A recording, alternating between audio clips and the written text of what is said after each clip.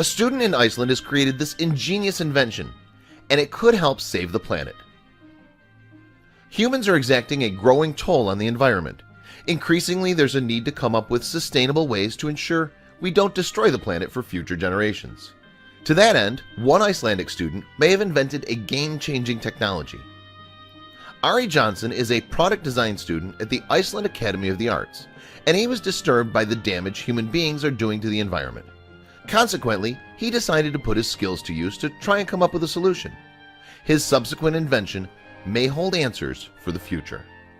Particularly, Johnson was concerned about the use of plastic and plastic bottles. He said, "I read that 50% of plastic is used once and then thrown away. So I feel there's an urgent need to find ways to replace some of the unreal amounts of plastic we make, use, and throw away each day." Johnson has a point.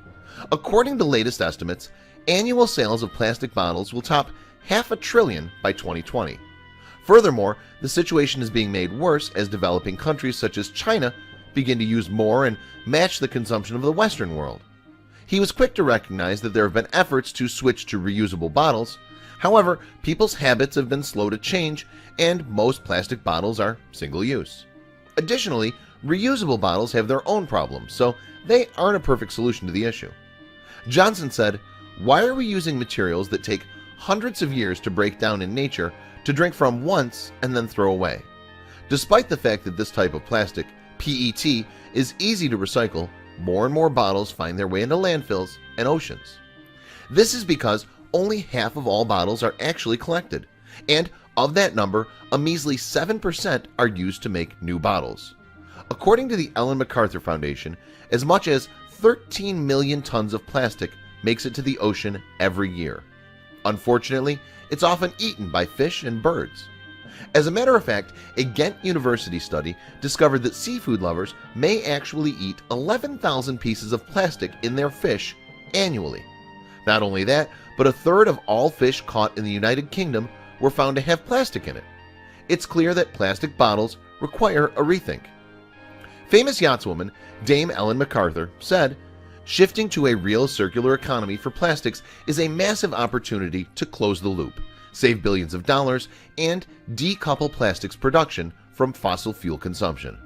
In those circumstances, it would appear Johnson's new invention is just what the doctor ordered. Seeing that plastic bottles often get into the ocean, he decided to change the composition of the bottles. Subsequently, he changed the material from plastic to something quite different. Johnson was inspired by certain properties of red algae, in particular its cell structure. Using agar powder derived from the algae, he could make bottles. In essence, when agar powder is added to water, it will set into a jelly once it cools. And while it's filled with water, the algae bottle will keep its structural integrity.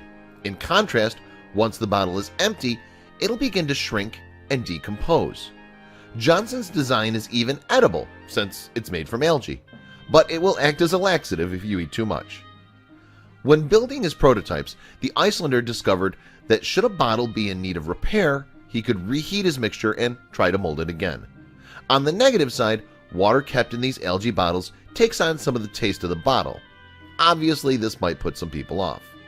Johnson said, "I can't claim that this is a perfect solution for our problem with plastic bottles, but it's a start and an idea that hopefully helps us look at new ways to solve the problem.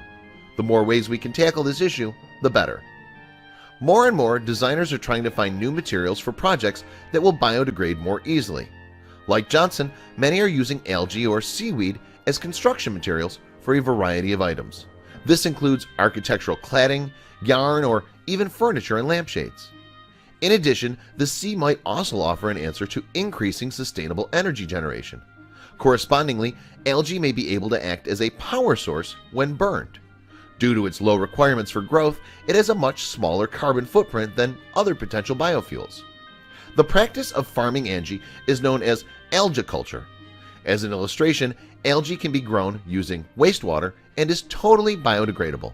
Although the energy is extracted from algae through burning, it only releases CO2 that it has absorbed recently, so it doesn't add to the overall levels in the atmosphere. Due to algae's very high yields, it can produce a large amount of fuel using only a small area.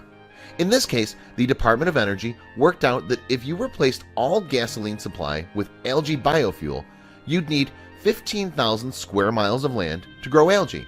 That's only 0.24% of the United States land.